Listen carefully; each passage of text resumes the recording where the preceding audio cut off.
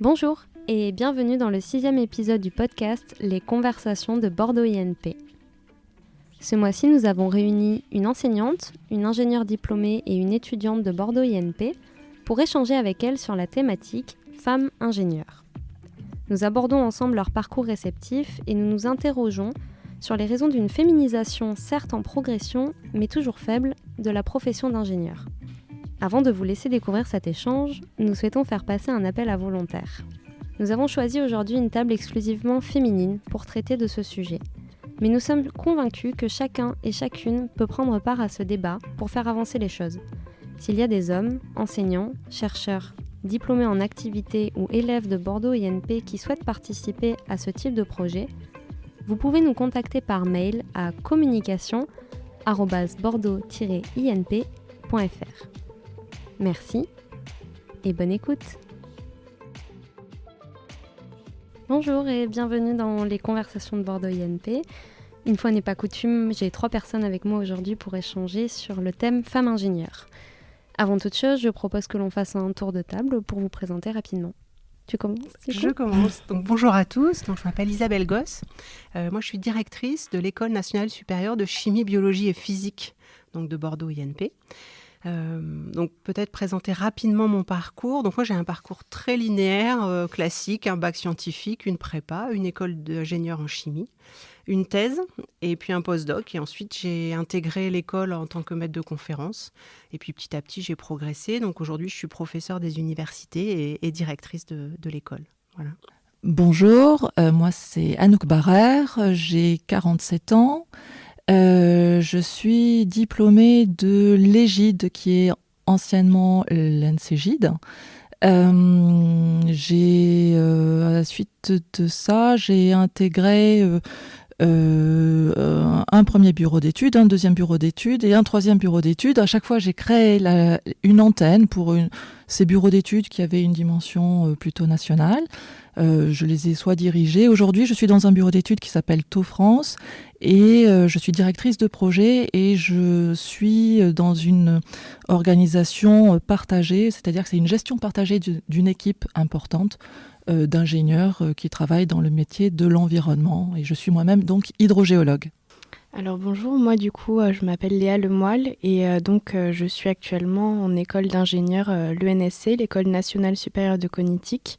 Avant ça donc j'ai fait un bac scientifique. Ensuite, j'ai intégré une classe préparatoire BL, qu'on appelle aussi lettres et sciences sociales, très connue aussi sous le nom d'Hippocagne et Cagne, mais avec aussi des mathématiques et beaucoup de sciences économiques et sociales. Tout ce parcours scolaire est plutôt marqué par une pluridisciplinarité dont peut-être on parlera après. Donc voilà. Très bien, merci. Et donc moi, je suis Valérie Royot et c'est moi qui animerai cet épisode. Aujourd'hui, on se retrouve pour échanger autour de la thématique femmes ingénieures. Avant, je vais vous rappeler quelques chiffres clés. Donc la profession d'ingénieur se féminise progressivement et les femmes représentent aujourd'hui 20,5% des ingénieurs, tous secteurs confondus.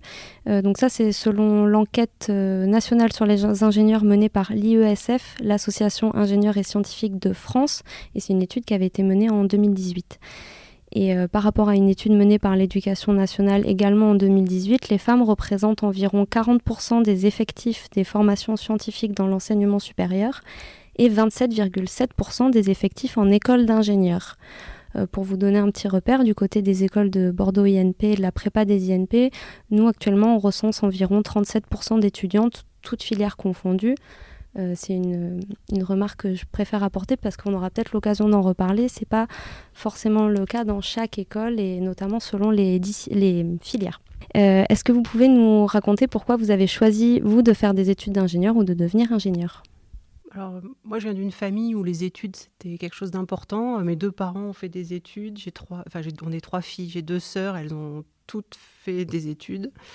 Et puis, pour moi, on ne se posait pas autant de questions. On allait au bac. On était on était bien classés au bac. Et on continuait en classe prépa. C'était une espèce de voie toute tracée. Je pense qu'il y avait moins de choix possibles. Donc, on se posait moins de questions aussi. Voilà. Et puis je me suis retrouvée en école d'ingénieur sans réellement avoir réalisé ce que ça représentait, je pense. D'accord. Alors, pour moi, je suis née également dans un milieu qui encourageait fortement les études, sauf que j'étais dans un milieu à 100% littéraire.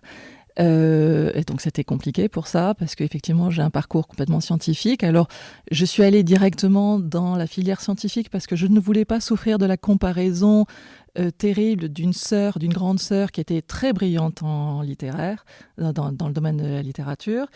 Donc ça c'est la première raison. Et la deuxième raison, c'est que si je suis allée dans les sciences, c'est que j'ai été probablement portée par des professeurs qui ont su me faire passer leur passion et leur envie de continuer dans cette voie-là. Moi, en ce qui me concerne, j'ai vraiment fait mes choix de scolarité à tâtonnement. Je ne savais pas en sortant du bac ce que je voulais faire. J'ai trouvé la prépa BL parce que ça conservait les maths, mais que j'adorais aussi la littérature. Et ensuite, vraiment à la fin de ces 2 années de classe préparatoire, j'ai découvert l'ENSC qui était aussi pluridisciplinaire. Et en plus de ça, il y avait la dimension ingénieur, donc vraiment appliquer tout ce qui était théorique, toutes les connaissances qu'on avait acquises à des domaines un peu plus techniques, tout ce qui va être programmation. Donc ça me faisait un peu rêver dans ce sens-là. Et est-ce que vous estimez que pendant votre parcours scolaire, justement avant d'intégrer une école d'ingénieur, dans la manière dont on vous a enseigné les sciences, on vous a poussé à poursuivre cette voie-là, ou c'est quelque chose où on vous a pas conforté là-dedans? Moi, j'ai pas l'impression qu'on nous ait découragés de le faire.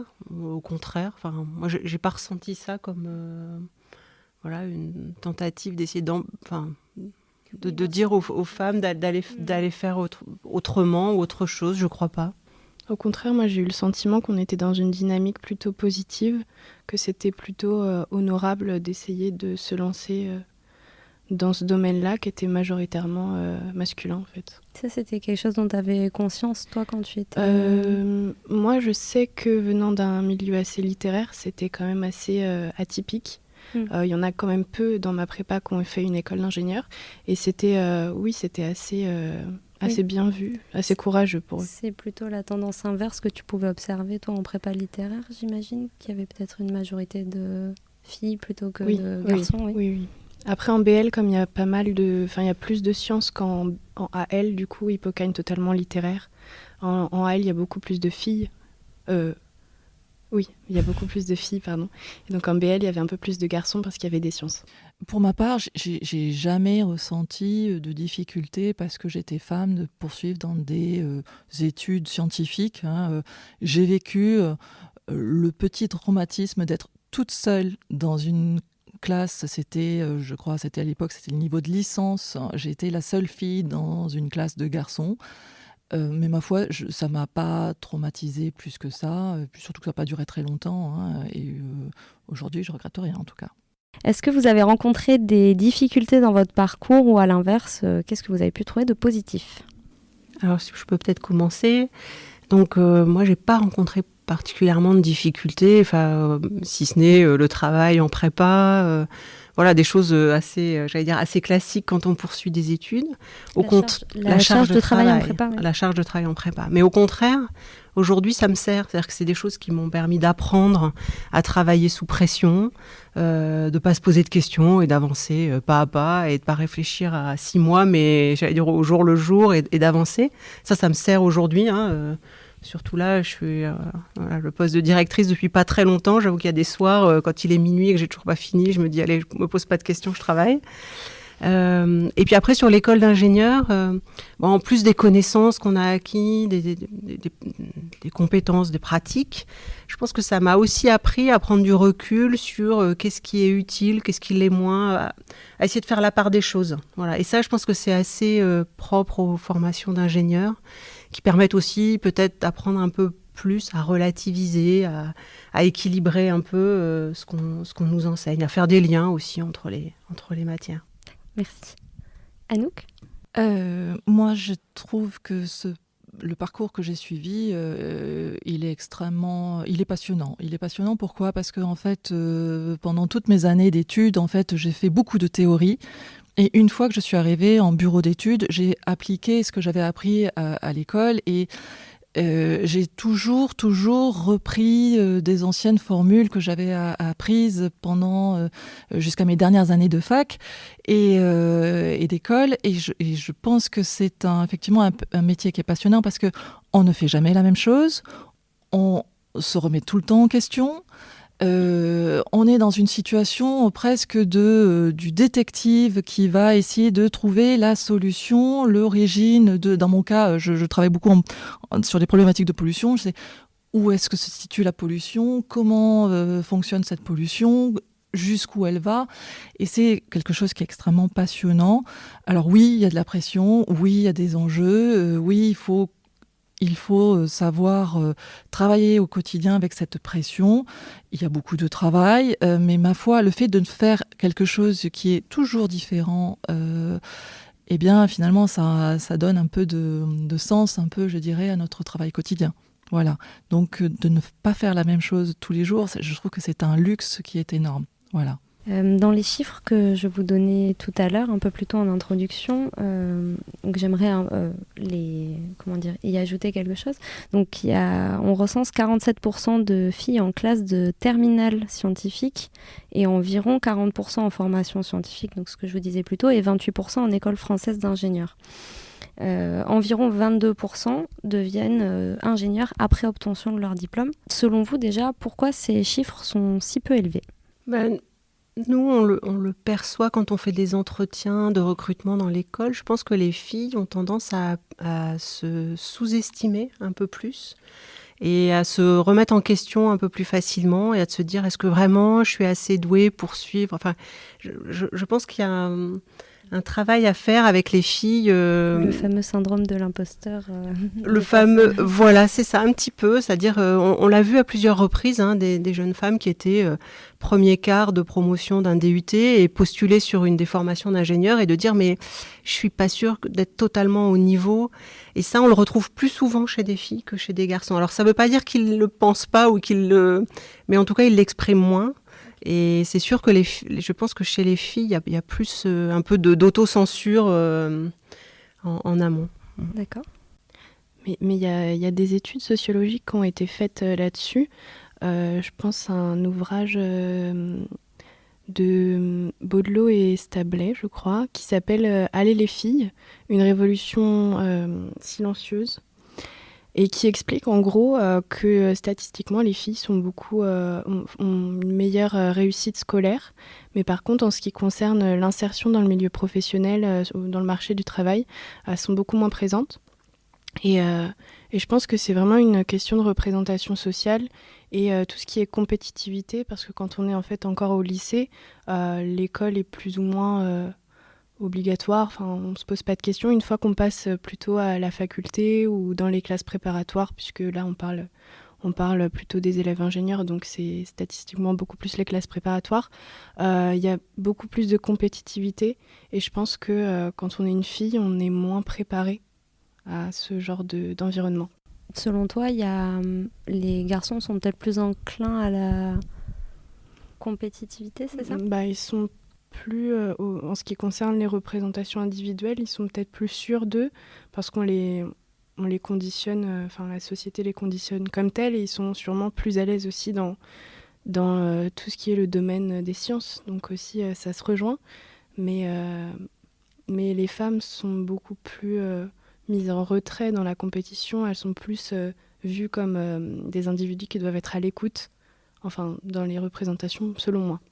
De mon point de vue, le sujet est vaste. Effectivement, il y a un vrai problème chez les femmes de se convaincre qu'elles sont légitimes pour défendre un poste ou défendre une fonction. Et on a effectivement là l'héritage, de mon point de vue, de signaux qu'on perçoit dès le plus jeune âge. Tu parlais effectivement d'une étude qui a été faite sur Aller les filles. Moi, j'ai eu connaissance effectivement de travaux qui ont été faits par une chercheuse sur Bordeaux, qui est Edith Marie-Jules, je crois, qui est géographe du genre, qui a fait un travail très intéressant sur la position des jeunes filles dans la cour de récréation et on s'aperçoit qu'en fait l'espace de la cour de récré est déjà occupé en totalité par les garçons qui vont jouer au ballon. Et les filles vont se mettre à l'extérieur de cette cour de récréation et ne vont pas oser passer à travers cette aire de jeu parce qu'elles se sentent pas légitimes d'interrompre et d'occuper l'espace. Et je pense qu'en fait, on a le problème de cet héritage-là qu'on perçoit depuis tout petit. Et finalement, c'est ça qui fait qu'au fur et à mesure qu'on progresse dans les études, même si on est parfaitement compétente et même si on est parfaitement légitime, les premiers freins, je pense, ça vient de cette société qui nous renvoie effectivement vers une place qu'on aimerait plus dédiée vers le rôle d'une mère qui attend gentiment son mari à la maison. Et c'est conscient ou inconscient, mais en tout cas ces signaux-là, on se les prend en pleine figure, je pense, depuis notre plus jeune âge. Et je pense que finalement, ça se traduit par les chiffres que vous avez présentés en début de prise de parole. Voilà, on se retrouve au final avec moins de femmes à des postes d'ingénieurs. Et pire que ça, moins de femmes à des postes à responsabilité. Voilà. Et c'est là-dessus qu'il faut lutter, je pense, et c'est là-dessus qu'il faut travailler, je pense. Oui, c'est ce qu'on observe, je pense, entre nous. C'est-à-dire que déjà, je pense que les femmes se mettent en retrait. Enfin, ça, c'est clair. Et que je pense qu'il y a une grosse part d'autocensure. Enfin, c'est aussi personnellement. Bon, après, le quotidien, enfin, moi, je suis donc directrice dans un monde de directeurs. Hein, on n'est pas très nombreuses en femmes. Et c'est vrai que quand je rencontre des directeurs qui savent pas qui je suis, c'est pas leur idée première que de se dire que je peux être directrice. Donc après, on va être aussi confronté à des questions qui sont pas du tout malveillantes, hein, qui sont, je pense que c'est juste de façon très spontanée et d'imaginer une femme dans ce milieu-là. Elle ne peut être que enseignante, directrice des études éventuellement, mais en aucun cas.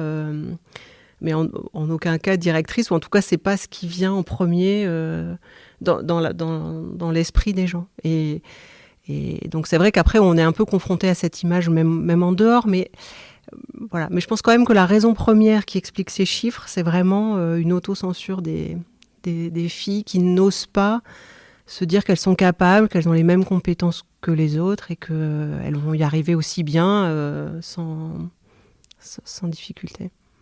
Au début, on parlait des filières qui pouvaient être considérées ou connotées comme plus féminines, parce que par exemple, je vous disais qu'à Bordeaux INP, on a environ 37% d'étudiantes, toutes filières confondues.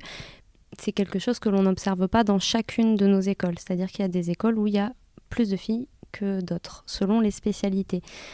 Pourquoi, selon vous, il y a certains domaines ou filières qui sont connotés plus féminines, si on peut en identifier rapidement aussi, je ne sais pas si vous en connaissez, qui sont connotées plus féminines. Dans mon école, on a le département agroalimentaire qui est très largement féminin. Donc là, c'est autour de 90% de filles. Et le domaine de la chimie, où là, on retrouve des proportions à peu près moitié-moitié. 50% de filles, 50% de garçons. Je pense que c'est quand même lié à une représentation que peuvent se faire les filles de ces secteurs-là. Hein. C'est-à-dire l'agroalimentaire, c'est nourrir. La chimie, ça peut être fabriquer des médicaments, c'est soigner. Enfin, la biologie est réputée aussi pour être des filières assez féminines. Donc c'est vraiment la santé. Voilà. Alors c'est peut-être très caricatural, mais je pense qu'il y a quand même beaucoup de cette culture qu'on a absorbée et qu'on finit par de retomber dans des schémas. Dans des schémas, oui. Moi, je préciserais que dans mon école, en tout cas dans ma promo, en deuxième année, il y a 52% de filles. Mais par contre, ça s'explique aussi par le fait que le système d'intégration est très vaste. Il y a des gens de prépa littéraire, par exemple, qui peuvent être intégrés, des licences de bio, donc voilà, ça s'explique par ça. Mais on observe aussi qu'en troisième année, donc l'année de la spécialisation, il y a encore cette stratification entre la spécialisation intelligence artificielle, où il y a uniquement que des garçons, je crois, à l'exception d'une ou deux filles peut-être. Robotique, pareil, très masculin. Et dans la spécialisation augmentation et suppléance de l'humain, énormément de filles. Et ça va être plutôt la spécialisation qui concerne le domaine médical, tout ce qui va être soins. Et donc on s'y retrouve toujours finalement. Voilà. Mais donc tu partages aussi l'avis d'Isabelle qui est que c'est par rapport à des schémas, ça découle de certains schémas qu'on peut se représenter. Oui, après on reste toujours dans une école où il y a une certaine parité qui est respectée. Mais c'est vrai qu'il y a quand même une certaine logique dont on a du mal à se défaire, quoi qu'il arrive. Effectivement, cette difficulté à se défaire de cette pression sociale qui nous oriente depuis le plus jeune âge, comme je le disais au tout début, puisqu'on en a parlé avant de démarrer l'émission, dès le plus jeune âge, les jouets sont genrés. Donc logiquement, ça se retrouve et on retrouve des chiffres importants de jeunes filles qui vont s'orienter vers plutôt l'humain parce que toutes petites, elles ont eu un bébé, un poupon à dorloter. Et puis on va retrouver les garçons davantage dans les filières de mécanique parce que tout petits, ils avaient leur camion comme premier jouet. Donc voilà, et ça c'est la répercussion directe de ce qui l'on fait subir à nos enfants, parce qu'aujourd'hui je suis maman, et justement j'essaye de lutter contre ça. Et c'est aujourd'hui très compliqué, on en parlait juste avant, c'est très compliqué parce que de sortir de ce schéma genré, quand on offre un jouet par exemple, c'est le cas, on est mis en difficulté parce que c'est difficile de sortir de ce schéma-là. Voilà. Je suis d'accord. Je lutte aussi. Donc mon fils a eu une dinette en cadeau, mais c'est pas facile. Et pareil, quand on doit faire un cadeau à une amie fille, c'est pas facile de trouver un cadeau intéressant pour une petite fille parce qu'elle ne connaît que ces jouets genrés. Et c'est difficile. Mais oui, là aussi, je lutte parce que je pense que ça commence tout petit. Oui, donc c'est ça, c'est que c'est des schémas qui sont inculqués depuis vraiment la petite enfance. Et ça n'a pas forcément... si je synthétise correctement, c'est que le problème, entre guillemets, ne vient pas forcément des écoles d'ingénieurs ou des sciences en elles-mêmes, mais vraiment plutôt des schémas que l'on s'impose depuis le plus jeune âge. Exactement. Là, on parlait de l'enseignement, la réalité dans les écoles d'ingénieurs et dans l'enseignement supérieur. Donc là, je me tourne peut-être un peu plus vers Anouk et Isabelle, mais ou même Léa, si tu as fait des stages et que tu veux rebondir sur cette question, tu peux. Quelle est la réalité du monde d'ingénieur pour les femmes aujourd'hui ? Moi, j'ai toujours travaillé dans un monde de recherche académique plutôt. Donc, pas forcément le monde ingénieur industriel. Et du coup, pour moi, mis à part quand j'ai pu évoluer et donc maintenant obtenir un poste à responsabilité importante, où là, effectivement, régulièrement, on me renvoie une image qui est que c'est bizarre de me trouver là. Voilà. Sinon, j'ai pas l'impression d'avoir particulièrement ni été plus aidée, ni souffert d'être une femme en tant qu'ingénieure, ni en tant que chercheur. Et tant mieux d'ailleurs. Oui, plutôt positif. C'est ça. C'est plutôt positif. Oui, bien sûr. Oui, parce que dans le secteur de la recherche, du coup, c'est vrai qu'on l'a peu abordé, mais parce que j'ai pas de chiffres en tout cas en particulier sur le secteur de la recherche, à savoir s'il y a une parité entre les chercheurs ou pas. Alors, je pense que c'est pareil, c'est très dépendant du secteur. C'est-à-dire qu'en chimie, il y a quand même pas mal d'enseignants-chercheurs femmes. Si vous partez dans des domaines de l'électronique ou de l'informatique, je pense que c'est très masculin.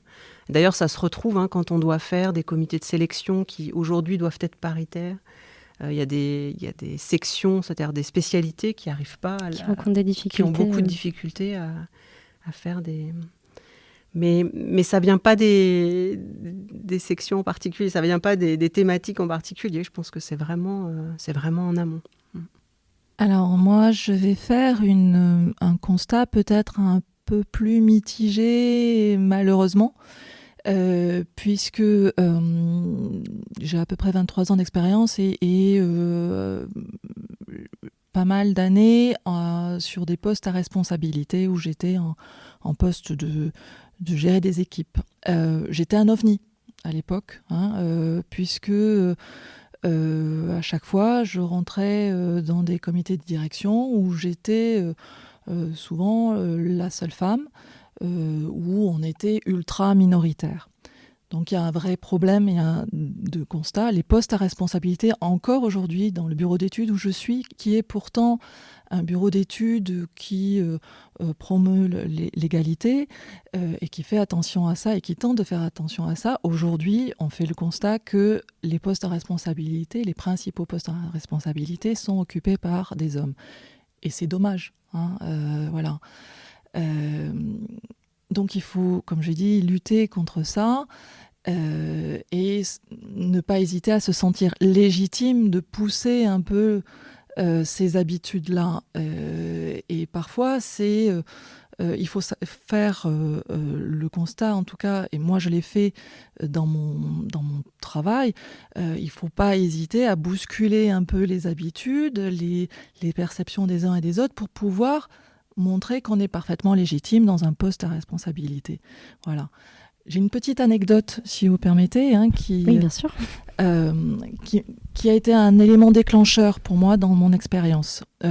Puisque je travaille dans les problématiques de pollution, lors d'une précédente expérience, j'ai eu l'occasion de travailler sur un site industriel qui avait généré une pollution très importante. J'y travaillais depuis plusieurs mois, je faisais des investigations importante, mais je n'arrivais pas à bien identifier où se situait cette pollution, parce que c'était une pollution qui était très compliquée à identifier, à gérer. Je ne vais pas rentrer dans la complexité de la technique, c'est pas le sujet. Mais j'avais derrière moi, pour essayer de trouver la solution, toute une équipe de R&D, donc des ingénieurs très importants, extrêmement... R&D, donc c'est recherche et développement, des gens extrêmement expérimentés qui m'appuyaient et qui m'aidaient à consolider mon analyse pour essayer de trouver cette pollution. Je travaillais donc pour une société qui un jour fait appel à un expert pour faire une contre-expertise de mon travail. Et cet expert est arrivé quasiment du jour au lendemain, il a pris... les éléments de mon travail, les rapports que j'étais en train de produire. Et en peu de temps, il a émis un avis. Et on a eu une confrontation directe. Et cet expert, il s'est présenté devant moi. J'avais à peu près une 30aine d'années à l'époque. Et cet expert, il s'est présenté devant moi. C'était un homme, probablement un ancien bel homme, d'une 60aine d'années, avec un costard impeccable, les cheveux gris, un regard d'acier. Et il me soutenait avec des arguments qui étaient absolument inaudibles techniquement, qui ne tenaient pas la route, le contraire de ce que j'avançais. Et c'était terrible parce qu'en fait, on lui donnait une caution technique parce qu'il était homme, bel homme, fin, les cheveux grisonnants. Et donc, avec ça, c'était suffisant pour qu'il ait le crédit technique. Et ça a été quelque chose d'extrêmement violent pour moi et je m'en suis aperçue pendant la confrontation qu'on a eue. Et ça a été un élément déclencheur. Je peux vous dire que j'ai été extrêmement virulente derrière parce que moi, j'avais en fait derrière moi, j'étais pas toute seule la petite ingénieure qui défendait un sujet. J'avais juste la caution de plusieurs ingénieurs qui étaient derrière moi et qui m'avaient appuyé sur un raisonnement. Et donc, ça m'a confortée dans l'idée que moi, j'étais légitime, même si je suis femme, jeune, et j'étais jeune à l'époque, et j'avais absolument raison de contredire cet homme qui était en face de moi, avec son costard, cravate et ses cheveux gris. Il n'avait absolument aucun argument à m'opposer parce qu'il n'avait pas raison et j'en étais persuadée. Il se trouve qu'aujourd'hui, l'histoire fait que j'avais raison, effectivement. Le site était bien pollué, on a trouvé la pollution.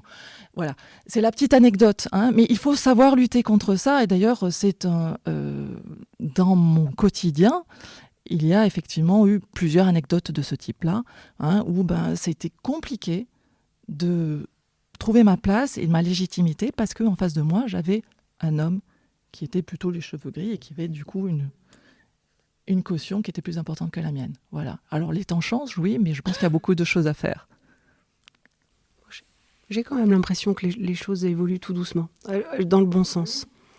On a un peu les entreprises en ont pris conscience de plus en plus, essayent de promouvoir aussi ces métiers-là, des métiers de la responsabilité pour les femmes. Et voilà, je souhaite rester positive, mais c'est vrai qu'il ne faut pas s'arrêter de continuer à défendre et à se battre un petit peu pour dire qu'on est légitime dans ces postes-là. Justement, c'était ma question suivante. Selon vous, qu'est-ce qu'on peut faire pour changer ça ? Mais je pense que justement, c'est des problématiques qu'il faut aborder. Il faut informer justement les gens de cette réalité.